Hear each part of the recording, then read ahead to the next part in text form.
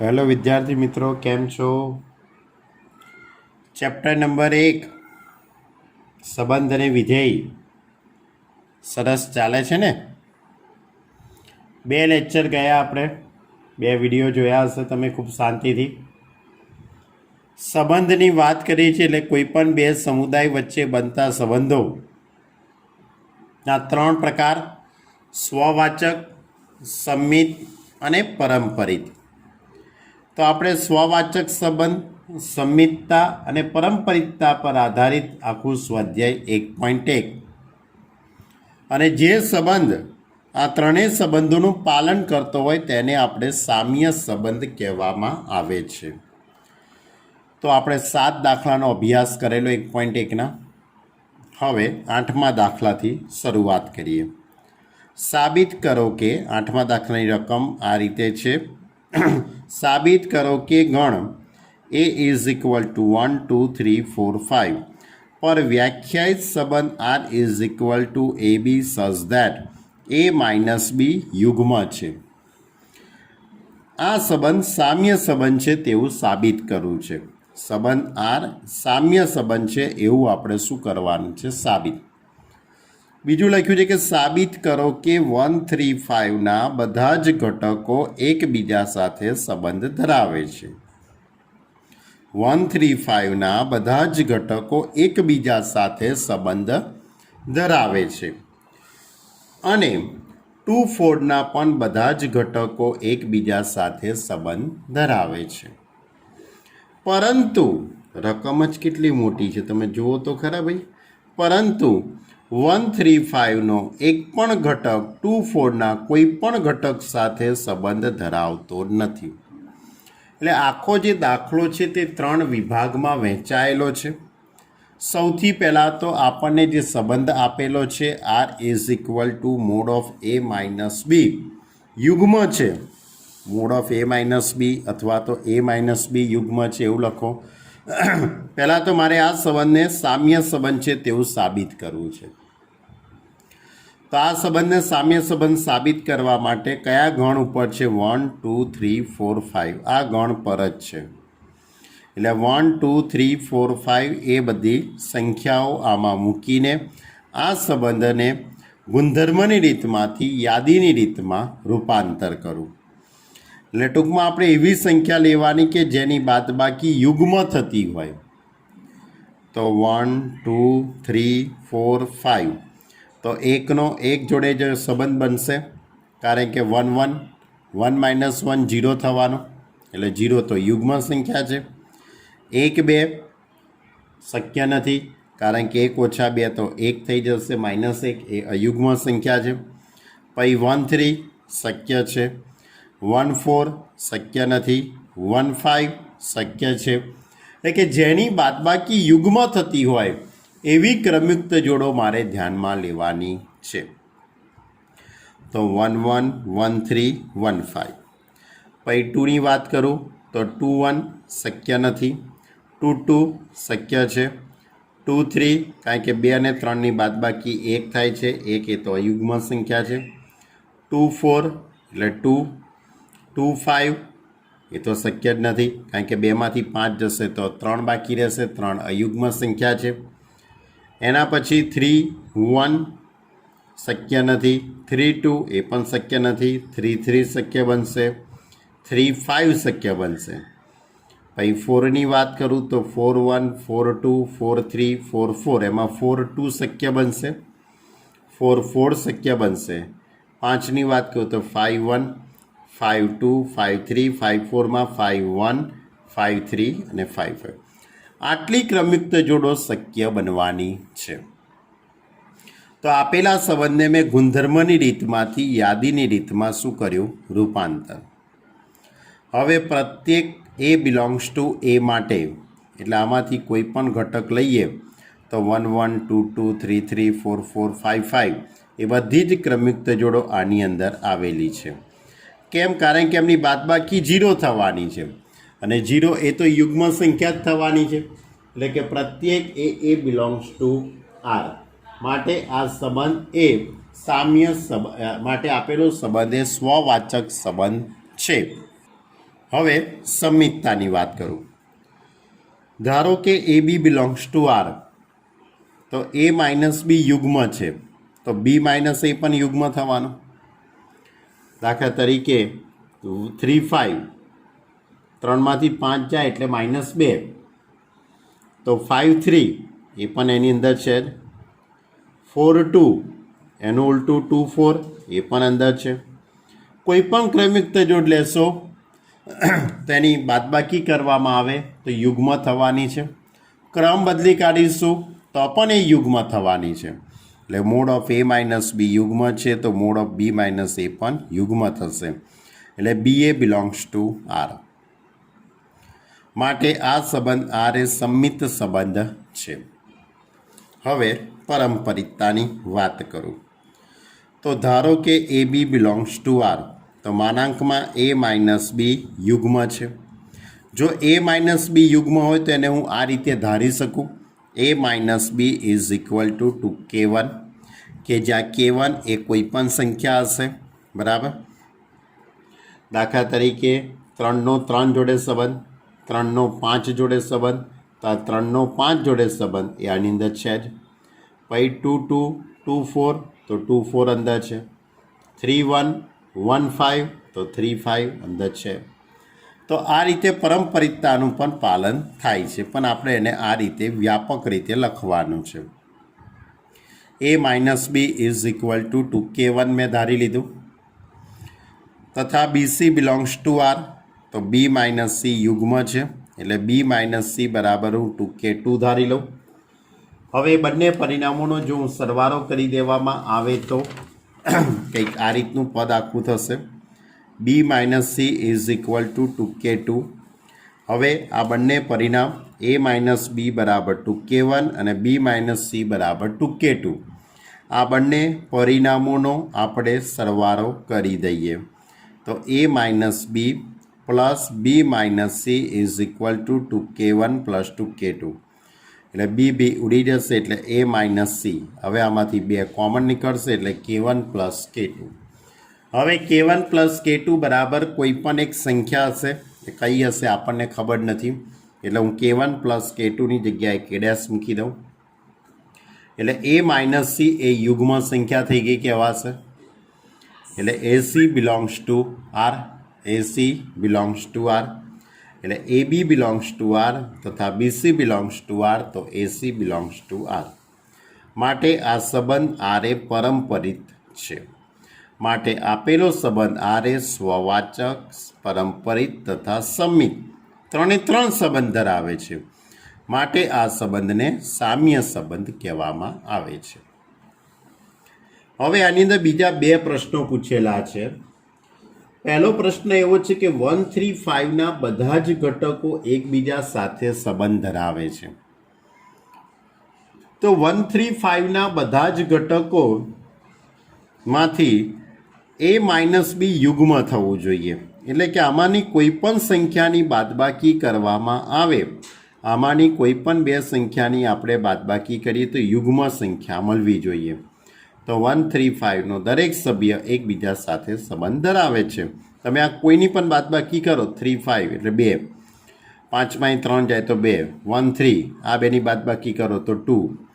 એટલે આમાંની પ્રત્યેક એ બી બિલોંગ્સ ટુ 1 3 5 માટે એની બાદબાકી કેવી થવાની? યુગ્મ. તે જ રીતે 2 4 માટે 2 4 આ 2 યુગ્મ સંખ્યાઓ છે. 2 યુગ્મ સંખ્યાઓની બાદબાકી પણ યુગ્મ જ થાય છે. આવો નિયમ આપણે જાણીએ છીએ. કોઈ પણ 2 અયુગ્મ સંખ્યાઓની બાદબાકી પણ યુગ્મ સંખ્યા થાય. તો એ લોજિકના આધારે આ બંને પદ કેવા થવાના? સાચા. એટલે 2 4નો દરેક સભ્ય એકબીજા સાથે સંબંધ ધરાવે છે. આપણો સંબંધ કયો છે? કે જેની બાદબાકી યુગ્મ થતી હોય એ સંબંધ છે. બરાબર. ચલો હવે આમાં ત્રીજો દાખલો એવો છે કે 1 3 5 એક ઘટક 1 3 5નો અને બીજો ઘટક 2 4નો લેવામાં આવે, તો શું આ બંને વચ્ચે સંબંધ બનવાનો છે? તો ભાઈ આ બંને વચ્ચે સંબંધ ના બને, કારણ કે એક અયુગ્મ સંખ્યા હોય અને એક યુગ્મ હોય તો અયુગ્મમાંથી યુગ્મ સંખ્યા બાદ કરો કે યુગ્મમાંથી અયુગ્મ સંખ્યા બાદ કરો તો ક્યારેય યુગ્મ સંખ્યા મળે નહીં, બરાબર. એટલે કે mod of a minus b કે mod of b minus a અયુગ્મ થાય. એટલે a b not belongs to R કે b a not belongs to R. એટલે કે આમ 135નો કોઈ સભ્ય 24ના કોઈ સભ્ય સાથે સંબંધ ધરાવતો નથી.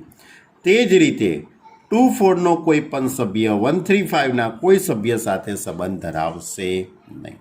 ક્લિયર? એટલે આવો એક નાનકડો એવો છેલ્લે અમને પ્રશ્ન પૂછેલો હતો.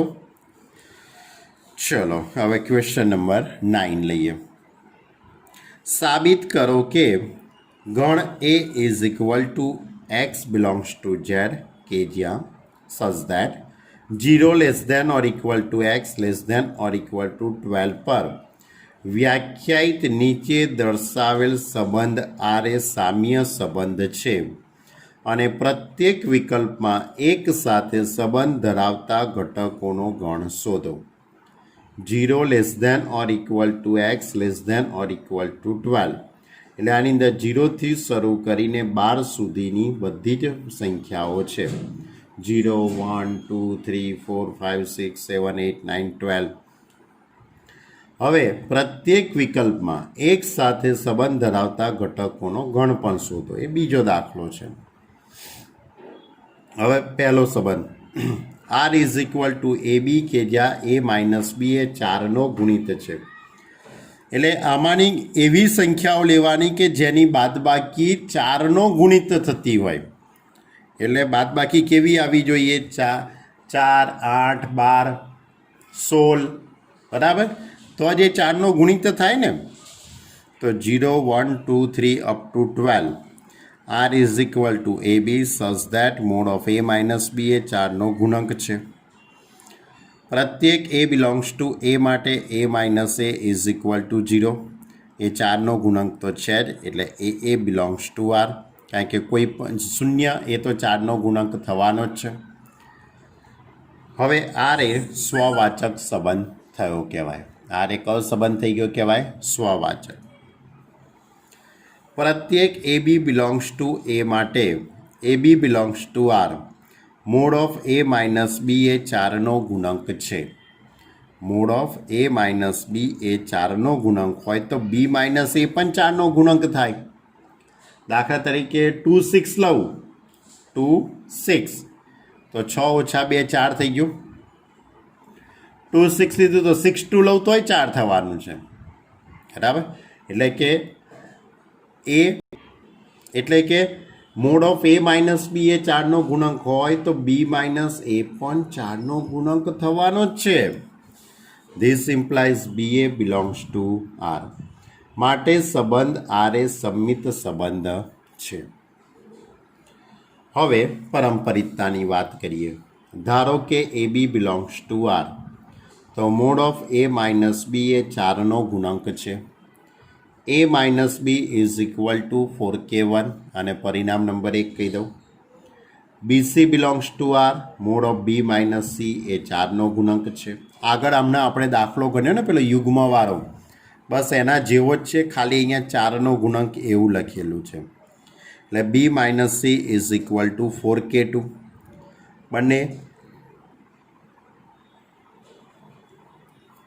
બંને પરિણામોનો સરવાળો કરી દઉં.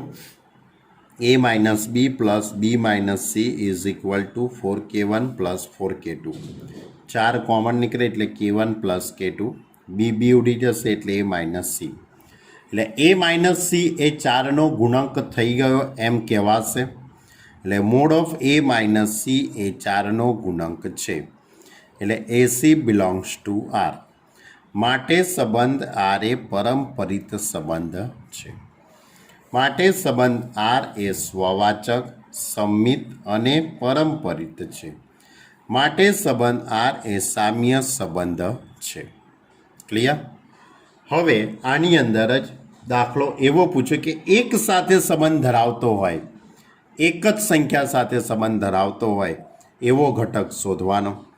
એટલે કે એને કહેવાનો અર્થ એમ છે કે જેની બાદબાકી એક્સનો એક જોડે સંબંધ એટલે મોડ ઓફ એક્સ માઇનસ 1 એ 4નો ગુણક થવો જોઈએ. એટલે એવી સંખ્યા શોધો કે જેની એક જોડે આપણે બાદબાકી કરીએ. એવી સંખ્યા શોધવાની કે જેની એક સાથે આપણે બાદબાકી કરીએ એ 4નો ગુણક થવો જોઈએ. તો સ્વાભાવિક છે કે 1નો 1 જોડે જ બાદબાકી કરું તો 0 થવાની. પછી 1 5, 1માંથી 5 જશે તો 4 એટલે 4નો ગુણક થયો. પછી 1 9 એટલે 1માંથી 9 જશે તો 8, 8 એ 4નો ગુણક થઈ ગયો કહેવાય. એટલે કે મોડ ઓફ x - 1 એ 4નો ગુણક થઈ ગયો 159. એટલે એક જોડે સંબંધ ધરાવતી સંખ્યાઓ કઈ થઈ? 159. ક્લિયર? ચલો હવે બીજો દાખલો, એમાં જ બીજો દાખલો જો આપેલો છે. R is equal to AB such that A is equal to B. એ ગણ A પરનો સંબંધ છે. તો આ સભ્ય તે પોતે પોતાના માટે સમાન તો થવાનો જ છે. એટલે A બિલોંગ્સ ટુ R. માટે સંબંધ R એ સ્વવાચક સંબંધ છે. ધારો કે AB બિલોંગ્સ ટુ R, તો A is equal two B. તો B બરાબર એ લખાય કે ના લખાય? માટે BA belongs to R. This implies R એ સમિત સંબંધ છે. હવે ધારો કે AB બિલોંગ્સ ટુ R, તો A બરાબર B. BC belongs to R, this implies B બરાબર C. તો A બરાબર B, B બરાબર C. તો A બરાબર C કહેવાય કે ના કહેવાય? એટલે AC બિલોંગ્સ ટુ R.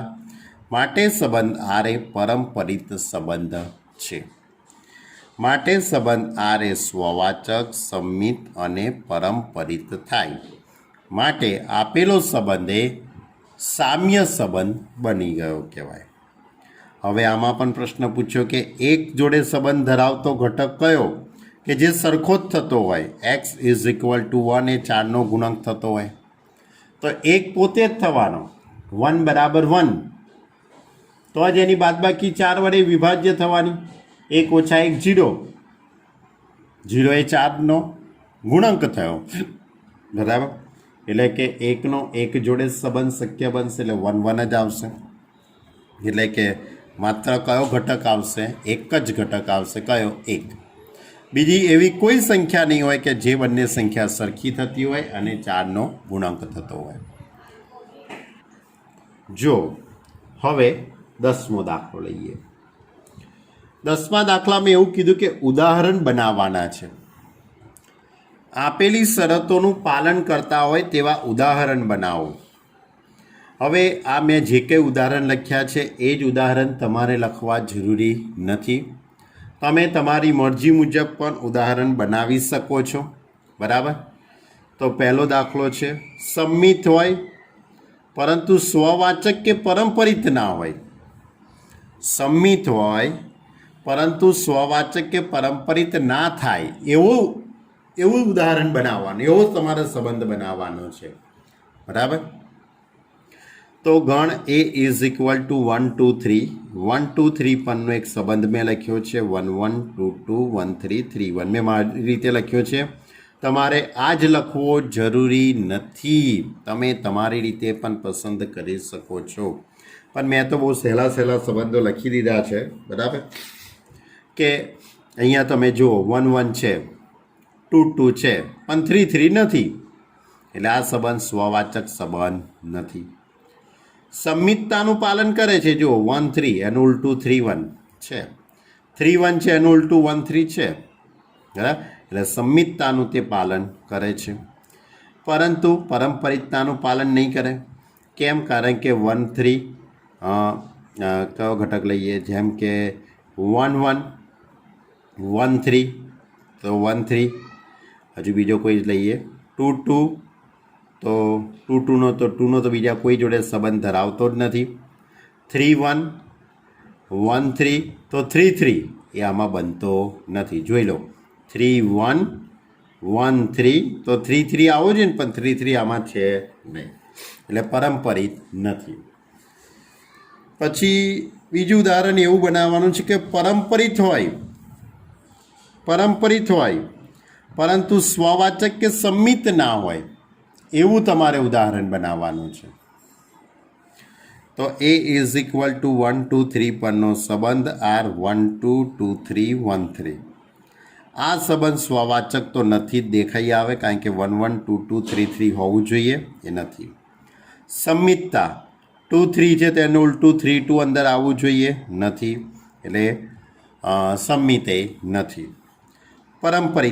પારંપરિકતાનું પાલન થાય છે, કારણ કે 1 2 2 3 તો 1 3 અંદર છે. 2 3 પછી 3 નહીં 2 3 સોરી બીજો બસ એક જ બનશે. 1 2 2 3 તો 1 3 બની ગયું જુઓ, બરાબર. અથવા તો 1 3 ના બીજી 3 સાથે કોઈ સંબંધ, આ એક જ બનશે. એક જ મેં નાનકડો જ લખ્યું છે, બરાબર. એટલે કે આ સંબંધ એવો છે કે જે સ્વવાચક નથી, સંમિત નથી, પરંતુ પારંપરિક છે. હવે ત્રીજો દાખલો. સ્વવાચક અને સંમિત હોય પરંતુ પારંપરિક ના હોય. કેવો લખવાનો? સ્વવાચક અને સંમિત હોય પરંતુ પારંપરિક ના હોય. તો 1 2 3 પરનો સંબંધ 1 1 2 2 3 3 લખી દઉં પહેલાં તો, એટલે સ્વવાચક તો બની જાય. પછી સંમિતે બનવો જોઈએ 1 3 3 2 3 1 2 3. તો 1 3 એનું ઉલટું 3 1 થઈ ગયું, 3 2 એનું ઉલટું 2 3 થઈ ગયું. પણ પારંપરિક બનવો જોઈએ નહીં. તો જોઈ લઈએ 1 3 3 2 તો 1 2 નથી. 1નો 3 જોડે સંબંધ, 3નો 2 જોડે, તો 1નો 2 જોડે સંબંધ બનવો જોઈએ, પણ એવો કોઈ સંબંધ આમાં બનતો નથી. એટલે કે આ સંબંધ સ્વવાચક છે, સંમિત છે, પરંતુ પારંપરિક નથી. પછી ચોથો દાખલો છે. સ્વવાચક અને પારંપરિક હોય પરંતુ સંમિત ના હોય. સ્વવાચક અને પારંપરિક હોય પરંતુ સંમિત ના હોય. તો ગણ A ઇઝ ઇક્વલ ટુ 1 2 3 પરનો સંબંધ 1 1 2 2 3 3 1 3. આ સ્વવાચક અને પારંપરિક છે. જોઈ લો, સ્વવાચક તો તમને દેખાય જ છે 1 1 2 2 3 3. પારંપરિકતાની વાત કરું તો 1 3 છે તેનું ઉલટું 3 1 અંદર નથી, એટલે પારંપરિકે નથી, અરે સંમિતે નથી, બરાબર. પછી પારંપરિક છે, જો 1નો 1 જોડે સંબંધ, તો 1નો 3 જોડે, તો 1 3 અંદર છે જ. તો આની ઉપરથી પણ આપણે પારંપરિકતાનું પાલન તો થઈ જ જાય છે. તો આ તો બધી પારંપરિકતાનું પાલન કરવાના જ છે. 2 2 તો 2નો 2 જોડે જ સંબંધ બનવાનો છે, તો 2 2 અંદર છે જ. 3 3 તો 3નો 3 જોડે જ સંબંધ બનશે ને, એ અંદર છે જ, બરાબર. એટલે કે એ સંબંધ એ સ્વવાચક છે, સંમિત નથી અને પારંપરિક છે, બરાબર. ચલો હવે પાંચમું મેં ઉદાહરણ કંઈક આ રીતે બનાવ્યું છે. સંમિત અને પારંપરિક હોય પરંતુ સ્વવાચક ન હોય. જોજો, આ બધું તમે એકવાર શાંતિથી આ બધું તમે વિચારશો ને તો આવડશે. બાકી તો બધી શબ્દોની માયાજાળ છે. આ શબ્દોની માયાજાળમાં ફસાઈ જવાય એવું છે આ બધું. આમ ઘણું સહેલું છે, બહુ સહેલું છે, જઈ તઈ રમત જ કરવાની છે, બરાબર. પણ શાંતિથી રમત રમવી પડશે આ. ચલો, સંમિત અને પારંપરિક હોય પરંતુ સ્વવાચક ન હોય. તો 1 2 3 પરનો સંબંધ R 1 1 3 3 1 3 3 1 આ રીતે મેં લખ્યો છે. તો પહેલાં તો સ્વવાચક નથી જ, કારણ કે 1 1 છે અંદર, પણ 2 2 નથી. 3 3 છે પાછી, પણ 2 2 જ નથી, તો ના ચાલે, આપણે તો બધું જ અંદર આવવું જોઈએ. પછી 1 3 એનું ઉલટું 3 1 છે અંદર. કોઈ પણ આમાંથી જોડ લઈશું તો એનું ઉલટું કરીએ તો એ અંદર છે જ, એટલે સંમિત છે. પારંપરિકતા તો 1નો 3 જોડે સંબંધ, 3નો 3 જોડે, તો 1નો 3 જોડે શક્ય છે. 3 3 3 1 3 1 અંદર છે જ, એટલે પારંપરિક છે. એટલે કે સ્વવાચક નથી, સંમિત છે, પારંપરિક છે. ક્લિયર? કેટલા હતા? 5 દાખલા આપણે જોયા. ફરીથી કહું છું તમને, મેં જે ઉદાહરણ બનાવ્યા છે એ જ ઉદાહરણ તમારે બનાવવા જરૂરી નથી. તમે તમારી રીતે તમારી બુદ્ધિનો ઉપયોગ કરીને પણ બનાવી શકો છો. પણ મેં ખૂબ 1 2 3 નાના ઘટકો લઈને જ કામ કર્યું છે. બાકી બહુ વધારે ઘટકો લેવા જઈએ તો ભાઈ વધારે ગૂંચવાડા ઊભા થાય કે ભાઈ કોણામાં સ્વવાચક થશે, નહીં થાય, સ્વવાચક સંમિત થશે, પરંપરિત નહીં થાય, એટલે બધો બહુ ગૂંચવાડો મોટો ઊભો થઈ જાય. મેં બહુ શોર્ટ એન્ડ સ્વીટની અંદર ઉદાહરણ લખેલા છે. બરાબર. તો આ હતો આપણો 10મો દાખલો. પરીક્ષામાં 10મો દાખલો એક સાથે પૂછાઈ ન શકે. આમાંથી કોઈ પણ 2 દાખલા કદાચ પૂછાઈ શકે. બરાબર. કાં તો પછી આ દાખલો વિકલ્પોમાં હોય કે નીચેના પૈકી કયો સંબંધ સંમિત છે, સ્વવાચક કે પરંપરિત નથી તે નક્કી કરો. નીચે 4 વિકલ્પો લખ્યા, એમાં 4 સંબંધો લખ્યા હોય અને તમારે નક્કી કરવાનું આવે કે ભાઈ કયો સંબંધ સ્વવાચક છે, પરંપરિત નથી, સંમિત છે. જે કંઈ પૂછ્યું એ તમારે નક્કી કરવું પડે. બરાબર. ઓકે, ચલો 11મો દાખલો લઈએ. સાબિત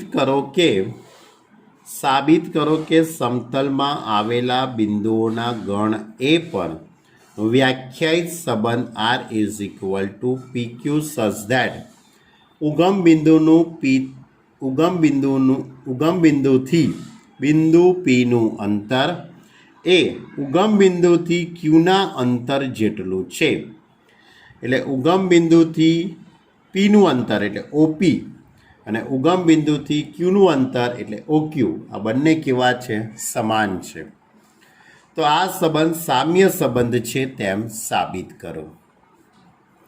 અને બીજું લખ્યું છે કે સાબિત કરો કે ઉગમ બિંદુ સિવાયના બિંદુ P સાથે સંબંધ ધરાવતા બધા જ બિંદુઓનો ગણ એ Pમાંથી પસાર થતું અને ઉગમ બિંદુ કેન્દ્રવાળું વર્તુળ છે. આ પછી બીજી વાત છે, પણ પહેલાં આપણે આ સંબંધ સામ્ય સંબંધ છે તેવું સાબિત કરી કાઢીએ. તો એ એટલે સમતલના તમામ બિંદુઓનો ગણ એ બરાબર સમતલના તમામ બિંદુઓનો ગણ. કયા પ્રકારનો સંબંધ છે? R is equal two PQ સચ that OP is equal two OQ. એટલે ઉગમ બિંદુથી બિંદુ Pનું અંતર અને ઉગમ બિંદુથી બિંદુ Qનું અંતર કેવું છે? સરખું છે. જેમ કે આપણે આ રીતે કહી શકીએ કે આ સમતલ છે, યામ સમતલ. બરાબર. આ એક્સ અક્ષ, આ વાય અક્ષ. હવે આ ઉગમ બિંદુથી આ બિંદુ P છે, અહીંયાથી તે અહીં સુધીનું અંતર ધારો કે આ 3 4 લઉં તો ઉગમ બિંદુથી આ બિંદુ સુધીનું જો અંતર શોધવામાં આવે તો અંતર સૂત્ર મુજબ 3નો વર્ગ 9, 4નો વર્ગ 16, 25 એટલે 5 થશે. એ જ રીતે ધારો કે અહીંયા એક બિંદુ લઉં, Q બિંદુ લઉં કે જેના યામ -3 2 લેવામાં આવે તો આ બિંદુ પણ ઉગમ બિંદુથી અંતર કેટલું થયું કહેવાય? 5 એકમ. એટલે કે એવા બિંદુઓ તમારે લેવાના જ કે જેનું ઉગમ બિંદુથી અંતર કેવું થતું હોય? સરખું. એવા ઘણા બધા બિંદુઓ આપણને મળી શકે. બરાબર. તો આ પ્રકારનો સંબંધ રકમમાં કીધેલો છે તમને. તો સૌથી પહેલો આપણે સ્વવાચકતાની વાત કરીએ. તો Pનું P જોડે જ આપણે લઈએ OP બરાબર OP. લખાય કે ના લખાય? OP બરાબર OP. સાચું જ છે. બરાબર. તો એ સંબંધ સ્વવાચક તો બની જ જવાનો. તો સંમિતતાની વાત કરી લઉં. PQ belongs to R, OP બરાબર OQ. OP બરાબર OQ કહું કે OQ બરાબર OP કહું? વસ્તુ તો એક જ થઈ. માટે QP બિલોંગ્સ ટુ R. માટે આ સંબંધ એ સંમિત સંબંધ છે. માટે સંબંધ R સંમિતતાનું શું કરે છે? પાલન કરે. હવે પરંપરિતતાની વાત કરીએ. OP is equal two OQ અને Qનો Y જોડે સંબંધ છે. Y એ કોઈ બિંદુ છે આપણી જોડે. બરાબર. કારણ કે R ના લેવાય, કારણ કે R તો આપણે સંબંધ માટે સંકેત વાપર્યો છે, એટલે મારે અહીંયા બીજો કોઈ સંકેત વાપરવો પડે. એટલે Pનો Q જોડે સંબંધ, તો Qનો Y જોડે સંબંધ છે. તો OP બરાબર OQ, OQ બરાબર OY. તો OP બરાબર OQ બરાબર OY એટલે OP બરાબર OY થઈ ગયું. માટે પીનો વાય જોડેનો સંબંધ એટલે p y belongs to r. માટે સંબંધ આર એ પરંપરિત છે. માટે આપેલો સંબંધ એ સ્વવાચકે થઈ ગયો, સંમિતે બની ગયો અને પરંપરિતતાનું પણ એને પાલન કર્યું. માટે આપેલો સંબંધ આર એ, માટે આ સંબંધ આર એ સામ્ય સંબંધ છે. ક્લિયર? હવે તમારે દાખલાની અંદર બીજો વિભાગ એવો પૂછેલો છે કે સાબિત કરો કે ઉગમ બિંદુ સિવાયના બિંદુ પી સાથે, ઉગમ બિંદુ સિવાયના બિંદુ પી સાથે, બરાબર? એટલે કંઈક આ રીતે આપણે કહી શકીએ, આ જે ઉગમ બિંદુ છે એની સિવાયનું કોઈ એક બિંદુ લઉં. ધારો કે આ બિંદુ હું નક્કી કરી લઉં કે 1, 5 છે, બરાબર? સિવાયના બિંદુ પી સાથે સંબંધ ધરાવતા, આ પી બિંદુ સાથે સંબંધ ધરાવતા બધા જ બિંદુઓનો ગણ, બરાબર? એટલે ઉગમ બિંદુ સિવાયનું આ બિંદુ મેં પસંદ કર્યું, ધારો કે 1, 5, અને આ પી બિંદુ છે. આ બંને વચ્ચેનું અંતર, બરાબર, જેટલું હશે એટલું જ બીજું અહીંયા ક્યુ બિંદુ પસંદ કરું. એનું પણ અહીંથી અંતર ધારો કે અહીંયા 5 એકમ હોય તો આનું પણ 5 એકમ. એવા ઘણા બધા બિંદુ હું પસંદ કરી શકું ને. તો આ બધા જ બિંદુઓથી બનતો ગણ એ શું બન્યું કહેવાય? એક પ્રકારનું વર્તુળ બનશે. એક પ્રકારનું શું બનશે? વર્તુળ. કારણ કે આ નિશ્ચિત બિંદુ થયું અને આ અચળ અંતર, એટલે નિશ્ચિત બિંદુથી અચળ અંતરે આવેલા બિંદુઓનો ગણ એટલે વર્તુળ કહેવાશે. તો આપણે એ જ વસ્તુ અહીં લખી છે. એટલે એવું જ આપણે સાબિત કરવું છે કે ઉગમ બિંદુ સિવાયના બિંદુ પી સાથે સંબંધ ધરાવતા બધા જ બિંદુઓનો ગણ, એટલે કે ધારો કે ઓપી બરાબર એક્સ, ધારો કે ઓથી પીનું અંતર, ધારો કે આ ઉગમ બિંદુથી અહીં સુધીનું અંતર એક્સ છે, એવું આપણે વિચારી લીધું હોય. તો ધારો કે હવે q belongs to a, q belongs to a, તો ક્યુનો પી જોડેનો સંબંધ એટલે q p belongs to R, એટલે o q is equal to o p, બરાબર? તો ઓ ક્યુ બરાબર એક્સ થઈ જશે, એટલે કે જે ઉગમ બિંદુ અને એક્સ ત્રિજ્યાવાળું વર્તુળ દર્શાવે છે. ઉગમ બિંદુ, કેન્દ્ર અને એક્સ ત્રિજ્યાવાળું આ વર્તુળ દર્શાવે છે એવું કહી શકાય, બરાબર?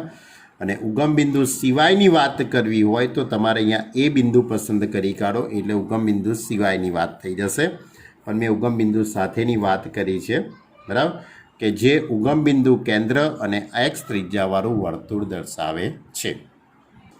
બરાબર જ લખેલું છે, કારણ કે આપણે આ પી બિંદુ કેવું લેવાનું છે? ઉગમ બિંદુ સિવાયનું. મારી વાત એકદમ સાચી છે, આ કંઈ ખોટી નથી, સાચું લખ્યું છે. ઉગમ બિંદુ સિવાયના બિંદુ પી સાથે, બરાબર, સંબંધ ધરાવતો, એટલે પી બિંદુ એ ઉગમ બિંદુ સિવાયનું બિંદુ છે, એનો અર્થ એવો થશે, બરાબર? તો જે ઉગમ બિંદુ, કેન્દ્ર અને એક્સ ત્રિજ્યાવાળું વર્તુળ દર્શાવે, આ વસ્તુ એકદમ સાચી છે, આમાં તમે કોઈ ફેરફાર કરતા નહીં. ઓકે, તો આ કયો દાખલો હતો ભાઈ? 11મો દાખલો. હજુ આપણી જોડે કેટલા દાખલા છે? 12મો દાખલો પણ છે, પછી 13, 14, 15 અને 16, બરાબર? તો હજુ એક દાખલાની વાત આપણે કરીએ. જો 12મો દાખલો, સાબિત કરો કે બધા જ ત્રિકોણોનો ગણ એ પર વ્યાખ્યાયિત સંબંધ આર T1 T2, ત્રિકોણ T1 એ ત્રિકોણ T2 ને સમરૂપ છે. ત્રિકોણ T1 એ ત્રિકોણ T2 ને સમરૂપ છે. તો આ સંબંધ સામ્ય સંબંધ છે તેમ સાબિત કરો. અને આની અંદર બીજી વાત એવી છે કે 3 કાટકોણ ત્રિકોણ T1, T2, T3 લો. ત્રિકોણ T1ની બાજુઓ 3, 4, 5, ત્રિકોણ T2ની બાજુઓ 5, 12, 13 અને ત્રિકોણ T3ની બાજુઓ 6, 8, 10 છે. તો T1, T2 અને T3માંથી કયા ત્રિકોણો એકબીજા સાથે સંબંધ ધરાવે છે? રકમ જ કેટલી લાંબી છે, ખૂબ શાંતિથી વાંચજો. પહેલો દાખલો અહીં સુધી છે, બરાબર? ત્રિકોણ T1 એ T2 ને સમરૂપ છે, આ પહેલો દાખલો છે. અને બીજો દાખલો આ રીતે છે. તો સમતલના તમામ ત્રિકોણોનો ગણ, T1 અને T2 સમરૂપ છે.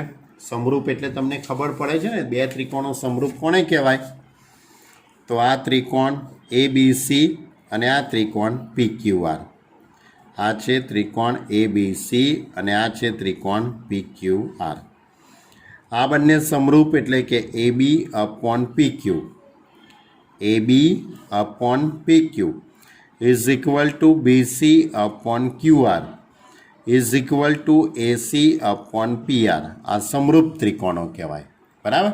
આ સમરૂપતાનો એક નિયમ છે, તમે 10મા ધોરણમાં અભ્યાસ કર્યો હશે. તો એવી જ વાત અહીંયા છે કે કોઈ પણ ત્રિકોણ પોતે પોતાનો તો સમરૂપ હોવાનો જ છે. ત્રિકોણ પોતે પોતાનો તો સમરૂપ હોવાનો જ છે. એટલે T અને T એક જ ત્રિકોણ છે, એટલે T અને T સમરૂપ ત્રિકોણ છે, એટલે TT બિલોંગ્સ ટુ R. માટે સંબંધ R એ સ્વવાચક સંબંધ છે. હવે T1 T2 belongs to R. તો T1 અને T2 સમરૂપ છે, તો T2 અને T1 એ સમરૂપ હોય. ધારો કે હું એવું કહું કે ભાઈ આ ત્રિકોણ ABC અને આ ત્રિકોણ PQR સમરૂપ ત્રિકોણો છે. ત્રિકોણ ABC સમરૂપ ત્રિકોણ PQR. તો એનું ઉલટું લખું ભાઈ, ત્રિકોણ PQR ને સમરૂપ ત્રિકોણ ABC. આ વસ્તુ સાચી જ હોવાની છે, કંઈ ખોટી હોવાની નથી. એટલે કે T2 અને T1 સમરૂપ છે, એટલે T2 T1 belongs to R. માટે સંબંધ R સંમિત સંબંધ છે. ધારો કે T1 T2 belongs to R. T1 અને T2 સમરૂપ છે, તો T2 નો T3 જોડે સંબંધ, તો T2 અને T3 સમરૂપ છે. એટલે કે આ રીતે કહી શકાય કે ધારો કે ત્રિકોણ ABC, ત્રિકોણ PQR અને ત્રીજો ત્રિકોણ લઉં XYZ. ABC એ PQR ને સમરૂપ છે, આ ત્રિકોણ PQR એ XYZ ને સમરૂપ છે. તો આ ABC ત્રિકોણ એ XYZ ને સમરૂપ હોવાનો જ. આ બે બાજુઓનો ગુણોત્તર સરખો થાય છે.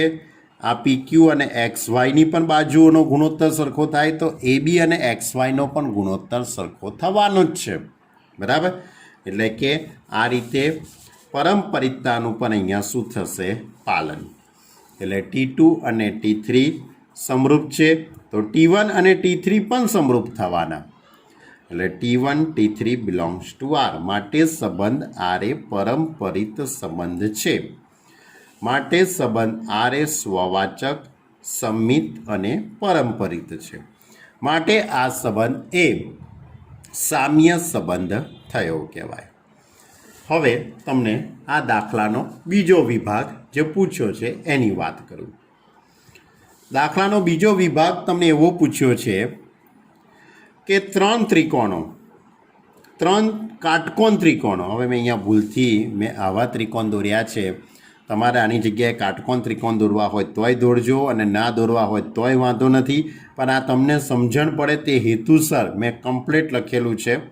તમે ખાલી આની જગ્યાએ કાટકોણ ત્રિકોણ દોરી કાઢજો, અને કદાચ આવા ને આવા જ રાખશો તોય બોર્ડવાળા ખોટું આપવાના નથી, સાચું જ છે. બરાબર. તો ત્રણ ત્રિકોણો છે T1 T2 T3. પહેલો જે ત્રિકોણ છે તેની બાજુઓ 3, 4 અને 5 છે. બીજો જે ત્રિકોણ છે તેની બાજુઓ 5, 12 અને 13 છે. ત્રીજો જે ત્રિકોણ છે એની બાજુ છે 6, 12 અને 18 છે. 10 છે, સોરી, 6, 8 અને 10 છે. તો તમે જોઈ શકાય કે હવે આમાં કયા ત્રિકોણો સમરૂપ છે તે તમારે ડિસાઈડ કરવાનું છે. તમારે શું નક્કી કરવાનું છે? T1 T2 અને T3. T1 T2 T3 આ ત્રણ ત્રિકોણમાંથી કયા ત્રિકોણો એકબીજા સાથે સમરૂપતાનો સંબંધ ધરાવે છે? કયા ત્રિકોણો એકબીજા સાથે સમરૂપતાનો સંબંધ ધરાવે છે એ તમારે નક્કી કરવાનું છે. જો 3, 4, 5, 5, 12, 13, 6, 8, 10. તો કોનો બનશે? તો ABનો PQ જોડે 3/6 એટલે 1/2 થઈ જાય. 4/8 1/2 એટલે BC/QR. 5/10 1/2 એટલે AC/PR. એટલે ત્રિકોણ એબીસીને સમરૂપ ત્રિકોણ PQR, એટલે પહેલો અને ત્રીજો ત્રિકોણ એકબીજા સાથે સમરૂપતાનો સંબંધ ધરાવે છે. એટલે T1 અને T3 એ સમરૂપ છે, માટે T1 T3 belongs to R. તો પહેલો અને ત્રીજો ક્યાં તો ત્રીજો અને પહેલો એ બંને એકબીજા સાથે સમરૂપતાનો સંબંધ ધરાવે છે તેમ કહી શકાય. ઓકે, આ હતો આપણો સમરૂપતાના સંબંધ ઉપર આધારિત 12મો દાખલો હતો. હજુ પણ આની અંદર 2-3 દાખલા બાકી છે, બરાબર, પણ આપણે બહુ ઉતાવળ કરવી નથી. કલાક 1.5 કલાકના વિડીયો બનાવી નથી દેવા, બરાબર. આટલું તમે ખૂબ જ શાંતિથી લખો, શાંતિથી સમજો, બરાબર. પછી આપણે નવી વાત આવતા લેક્ચરની અંદર આપણે કરીશું, બરાબર.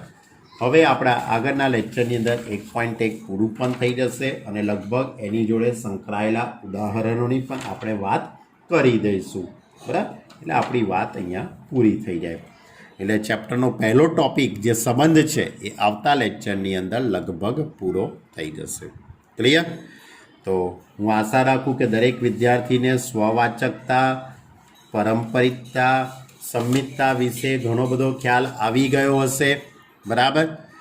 કોઈપણ લખાણમાં તમે આ લખાણમાં તમે કોઈ પણ પ્રકારનો ફેરફાર કરતા નહીં. મેં જેવું લખ્યું છે તે રીતે જ લખજો. ઓકે સ્ટુડન્ટ, બરાબર. તો કમ્પ્લીટ તૈયારી કરજો, બરાબર. કંઈ પણ ડાઉટ હોય, ન સમજણ પડી હોય તો તમે મને ફોન કરીને તમે મારો સંપર્ક કરી શકો છો. Okay student, by.